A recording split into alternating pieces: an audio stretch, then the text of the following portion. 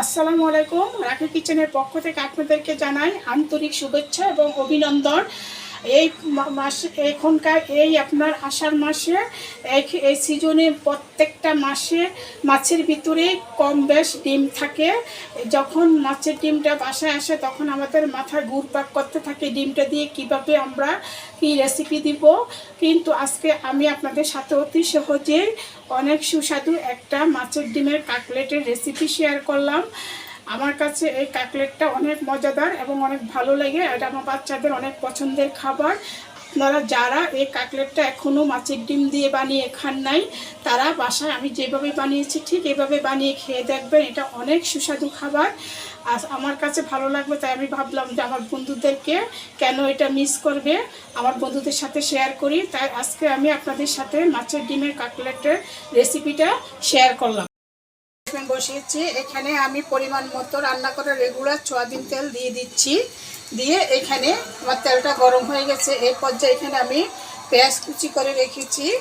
আমি আপনার ফ্রাই মধ্যে পেঁয়াজটা দিয়ে দিব। দিয়ে আমি এটাকে নেড়ে ছেড়ে এটাকে একটু বাদামি কালার করে নিব পেঁয়াজটা। এদিকে আমার পেঁয়াজটা বাদামি কালার হতে থাকুক। এখানে আমি রুই মাছের ডিম নিয়েছি। এই যে এখানে আমি রুই মাছের 2টা ডিম নিয়েছি। এই যে দেখেন, এই ডিমটাকে এখন আমি হাত দিয়ে ভালো করে চটকিয়ে নিচ্ছি। আজকে আমি রুই মাছের ডিম দিয়ে ডিমের কাটলেট করে বানিয়ে আপনাদেরকে দেখাবো। বাসায় এখন সিজনে প্রত্যেকটা মাছের ভিতরেই ডিম হয়। এই ডিম আসলে মাথায় টেনশান, কি করব, এটাকে কিভাবে কি করা যায়। আজকে আমি এর জন্য আপনাদেরকে ডিমের কাটলেটের রেসিপিটা বানিয়ে দেখাচ্ছি। এটা অনেক সুস্বাদু হয়। আপনারা যারা এই ডিমের কাটলেটটা খান নাই মাছের ডিমের, বানিয়ে বাসায় খেয়ে দেখবেন। এটা অনেক স্বাদের, এটা বানানো অনেক সহজ। আমার পেঁয়াজের কালারটা কিছুটা চেঞ্জ হয়ে গেছে, আপনার হালকা বাদামি কালার চলে আসছে। এই পর্যায়ে এখানে আমি রসুন বাটা দিয়ে দিব টেবিল চামচে 1 চামচ। আদা বাটা দিয়ে দিচ্ছি টেবিল চামচে 1 চামচ পরিমাণে। এর সাথে দিয়ে ভালো করে আরেকটু কষিয়ে নিব।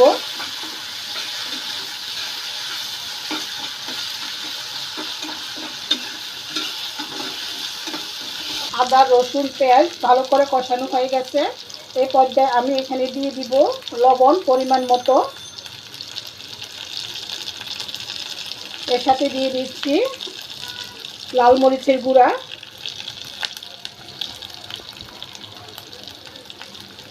সেগুলো দিয়ে দিচ্ছি ছোটো চামচের 4 চামচ পরিমাণ। এর সাথে ধনিয়ার গুঁড়া দিয়ে দিব 2 চামচ পরিমাণে। আর এর সাথে দিয়ে দিব হলুদের গুঁড়া ছোটো চামচে 2 চামচ পরিমাণ। বন্ধুরা, সব মশলা দিয়ে ভালো করে কষিয়ে নিয়েছি। এই যে দেখেন, মশলা থেকে আমার তেল ছাড়তে শুরু করেছে। এই পর্যায়ে এখানে মাছের ডিমটা ম্যারিনেট করে রেখেছি, এটা দিয়ে দিচ্ছি। বন্ধুরা, এই যে আমি ডিমটা দিয়ে এখন এটাকে নেড়ে ছেড়ে এটাকে ভালো করে রান্না করে নিব। কারণ মাছের ডিমে একটা গ্রান থাকে। আপনি যদি মাছের ডিমটা ভালো করে রান্না করে নেন এবং মাছের ডিমের কালারটা চেঞ্জ না হওয়া পর্যন্ত ভালো করে রান্না করে নিলে মাছের ডিমের মধ্যে আর কোনো গন্ধ আসবে না। এই জন্য ভালো করে নেড়ে ছেড়ে মিডিয়াম আঁচে মাছের ডিমটাকে কুক করতে চেষ্টা করবেন। আর মাছের ডিমটা ভালো করে কুক হয়ে গেছে। এই যে দেখেন, কালার অনেক চেঞ্জ হয়ে গেছে। এই পর্যায়ে এটাকে আমি সামান্য করে একটু জিরার গুঁড়া দিয়ে দিব, কালার জিরার গুঁড়া। এই জিরার গুঁড়াটা আমি নিজের ঘরে নিজে তৈরি করছি। আপনার দোকানে জিরার গুঁড়ার থেকে নিজের হাতে যদি জিরার গুঁড়োটা বাসায় নিজে করেন তাহলে অনেক সেন্ট আসে। এর সাথে দিয়ে দিচ্ছি সামান্য করে গরম মশলার গুঁড়া। এটা দিলে আলাদা একটা সেন্ট আসবে। যেহেতু আমি কাটলেট বানাবো, এখানে আপনার গরম মশলার সেন্টটা অনেক ভালো লাগবে। করে মিশিয়ে নিচ্ছি, নিয়ে আমি এই পর্যায়ে চুলা থেকে নামিয়ে নিব। বন্ধুরা, আমার ডিমটা ভালো করে কুক হয়ে গেছে। এরপর যে আমি নামিয়ে দিচ্ছি, নামিয়ে দিয়ে এটাকে এখন প্যানের নিচে দিয়ে আমি ঠান্ডা করে নিব। বন্ধুরা, আমার মাছের ডিমটা ঠান্ডা হওয়ার জন্য আমি প্যানের নিচে দিয়ে দিয়েছি। এই পর্যায়ে আমি আরেকটা পর্যায়ে চলে গেছি। এখন এখানে আমি এই যে পাউরুটি নিয়েছি, এই পাউরুটির সাইডের যে সাইডটা আছে এটাকে আমি ভালো করে একটা কেচির সাহায্যে কেটে নিব। কেটে নিয়ে এই পাউরুটির সাইডটা আমি পালাবো না। এটা বাচ্চাদের একটা খাবার তৈরি করা যায়, বা আপনারা এই পাউরুটির সাইডটা দিয়ে ব্রেডক্রামও বানিয়ে নিতে পারেন। এই যে এটা আমি পালাবো না। এই পাউরুটিটাকে আমি ছোট ছোট এরকম পিস করে ব্লেন্ডার করে নিব। হয়ে গেছে। এই পর্যায়ে আমি একটা ব্লেন্ডারের জারে মাছের ডিমটা দিয়ে দিচ্ছি।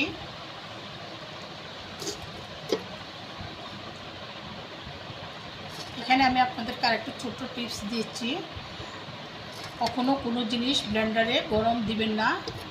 গরম দিলে ব্লেন্ডারের ক্ষতি হয়। সব সময় চেষ্টা করবেন ব্লেন্ডারে ঠান্ডা করে দেওয়ার জন্য। আমি দিয়ে দিব পাউরুটির ছোটো টুকরাগুলা দিয়ে সব কিছু একসাথে ব্লেন্ড করে নিচ্ছি। সব কিছু ভালো করে ব্লেন্ড করে নিয়েছি। এ পর্যায়ে এখানে আমি আগে থেকে আলু সিদ্ধ করে আপনার হাতে ম্যাশ করে রেখেছি। এই আলুটাকে এটার সাথে ভালো করে মিশিয়ে নিব। হাত দিয়ে ভালো করে ম্যারিনেট করে আলুটাকে মিশিয়ে নিচ্ছি। আমি এর সাথে ভালো করে ম্যাশ করে নিয়েছি। এর পর্যায়ে এখানে আমি কর্নফ্লাওয়ার দিয়ে দিব। এখানে আমি কর্নফ্লাওয়ার নিয়েছি 2 ভাগের 1 ভাগ মেজারমেন্ট কাপে, কিন্তু কর্নফ্লাওয়ারটা এখানে দিলে বাইন্ডিংয়ের কাজ করবে, এই জন্য আমি এর সাথে কর্নফ্লাওয়ারটা অ্যাড করলাম। এখানে কর্নফ্লাওয়ার কতটুকু লাগবে এটা নির্ভর করবে এই ইয়াটার উপরে, এই ব্যাটারটার উপরে। মাছের কাটলেটের শেপ করার মতো ব্যাটারটা রেডি না হওয়া পর্যন্ত আমি কর্নফ্লাওয়ারটা মেশাবো এর সাথে। এটা আমি এখানে কর্নফ্লাওয়ারটা দিয়ে দিচ্ছি।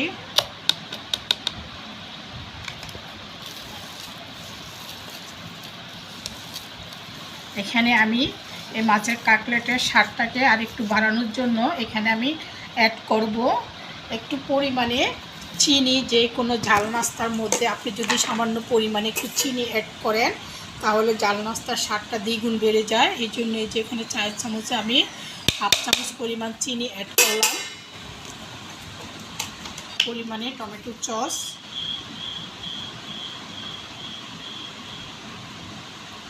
টমেটো সস টেবিল চামচ আমি 1 চামচ পরিমাণে দিয়ে দিয়েছি। দিয়ে সব কিছু ভালো করে মেখে নিব। আমি যেভাবে মাছের ডিমের কাটলেটটা বানাচ্ছি ঠিক ওইভাবে আপনারা বাসায় বানিয়ে খেয়ে দেখবেন। এটা অনেক টেস্ট আসে, খেতে অনেক ভালো লাগে।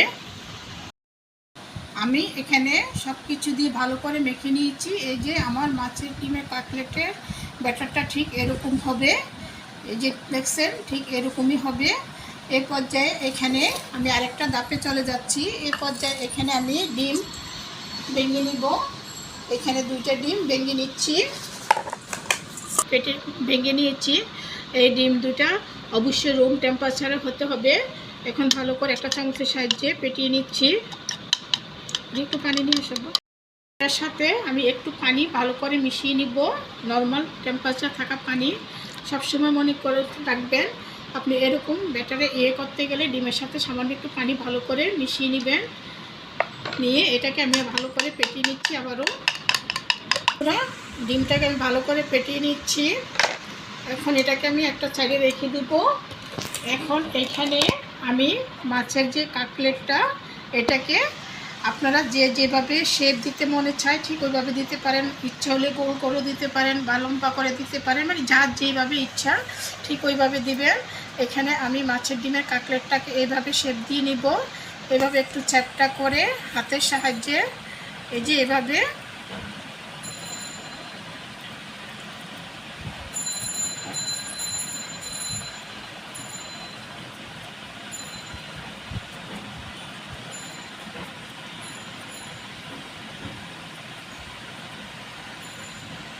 দেখেন বন্ধুরা, এটাকে আমি এভাবে শেপ দিয়ে নিচ্ছি। আমি এভাবে করে কয়েকটা শেপে বানিয়ে কাটলেটগুলো এক একটা এক এক ডিজাইন করে বানিয়ে নিয়েছি আমার পছন্দ মতো করে। আপনারা আপনাদের পছন্দ মতো করে শেপটা দিয়ে নিতে পারেন। এই যে আমার এতগুলা কাটলেট হয়েছে। এখানে এই পর্যায়ে আমি পরবর্তী ধাপে চলে যাচ্ছি। এই যে এখানে আমি আগে থেকেই আপনাদেরকে দেখিয়েছিলাম 2টা ডিম ফাটিয়ে রেখেছি। আর এখানে এই যে আমি ব্রেড ক্রাম্ব নিয়ে নিচ্ছি। এই ব্রেড ক্রাম্বটা আপনারা যদি বাসায় ব্রেড ক্রাম্ব না থাকে তাহলে আপনারা পাউরুটি এনে নিজেরা ব্রেড ক্রাম্ব বানিয়ে নিতে পারেন, বা মুড়ি দিয়েও গুঁড়ো করে নিতে পারেন, বা অনেক সময় দেখা যায় চাল ভাজাটাকে বেজে ওইভাবে ব্লেন্ডার করে নিলেও আপনার এরকম গুঁড়া হয়ে যাবে। যে কোনোভাবে আপনারা ব্রেড ক্রাম্বটা তৈরি করে নিতে পারেন। এই পর্যায়ে এই যে আমি এটাকে ডিমের মধ্যে চুবিয়ে নিব। এই ডিমে চুবিয়ে নিয়েছি, নিয়ে এটাকে আমি ব্রেড ক্রাম্ব দিয়ে ভালো করে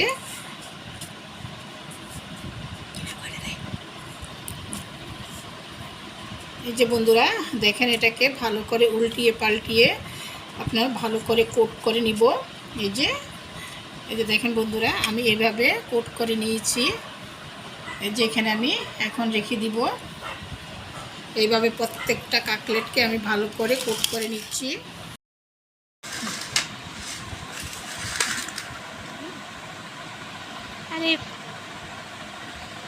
দেখেন বন্ধুরা আমি সবগুলাকে আপনার ব্রেড ক্রাম্ব দিয়ে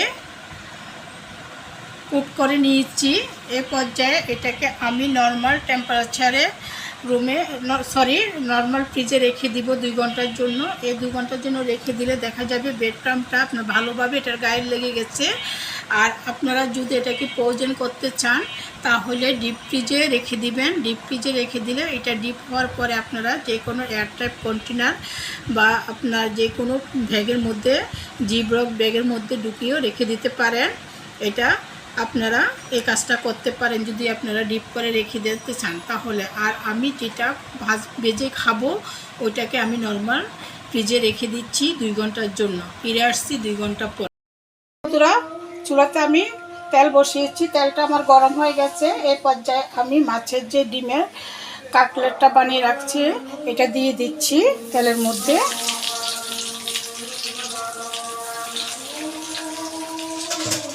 তেলের মধ্যে দিয়ে আমি উল্টিয়ে পাল্টিয়ে ভালোভাবে ভেজে নিব। তেলটাকে আপনার বেশি গরম যাতে না হয়, তেলটা মিডিয়াম আঁচে করে ভেজে নিতে হবে ডিমের কাটলেটটা। আর ডিমের কাটলেটটা আপনার লাল লাল করে আমি ভেজে উঠাবো। এ পর্যায়ে আমি চুলাতে ডিমের কাটলেটটা ভাজতে দিয়েছি। এটাও একটু এক পিঠ হয় না, তারপরে আমি আপনাদেরকে দেখা পিঠ ভাজা হয়ে গেছে। এই যে এখন আমি আরেক পিঠ উল্টিয়ে দিচ্ছি।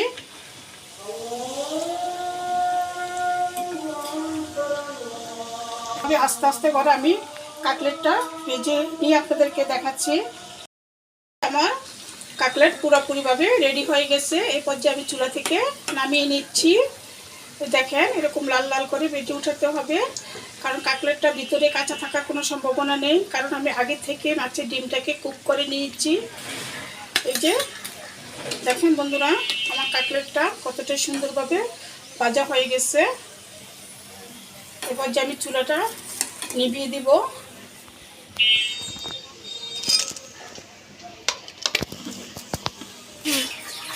দেখেন বন্ধুরা আমি সবগুলা কাটলেট একে একে ভেজে নিয়েছি এরকম লাল লাল করে। এই যে আমি মাছের ডিম দিয়ে অতি সহজে বাসায় অনেক সুন্দরভাবে কাটলেটটা বানিয়েছি। অতি সহজে আপনাদেরকে বানানোর জন্য দেখানোর জন্য চেষ্টা করেছি। এই কাটলেটটা আপনারা বিকালের নাস্তা বা দুপুরে স্ন্যাক্স হিসাবেও খেতে পারেন, এবং যে কোনো পোলাও বা বিরিয়ানির সাথে ওই কাটলেটটা খাওয়া যাবে। এটা অনেক সুস্বাদু হয়। আশা করি রেসিপিটি আপনার সবার কাছে অনেক ভালো লাগবে, কারণ আমি এই মাছের ডিম দিয়ে এত সুন্দরভাবে যে কাটলেট বানানো যায় যদি আপনারা না খান তাহলে বুঝতে পারবেন না। এটা অনেক সুস্বাদু, অনেক মজাদার একটি খাবার। এটা অনেকটা ক্রিস্পি হয়, একবারে মুচমুচে থাকে এই কাটলেটটা। আশা করি আপনাদের সবার কাছে আমার ভিডিওটা ভালো লাগবে। ভিডিও যদি ভালো লেগে থাকে তাহলে অবশ্যই আমার চ্যানেলটাকে সাবস্ক্রাইব করুন। প্লিজ প্লিজ প্লিজ আমার চ্যানেলটাকে সাবস্ক্রাইব করুন এবং পাশে থাকা বেল আইকনটি প্রেস করুন। আমি নিত্য নতুন রেসিপি দিলে যাতে আপনারা সাথে সাথে পেয়ে যান। এবং আমার চ্যানেলটাকে কমেন্ট করবেন, কমেন্ট করে সাবস্ক্রাইব করবেন এবং শেয়ার করবেন। এই বলে আমি এখানে বিদায় নিলাম। আসসালামু আলাইকুম।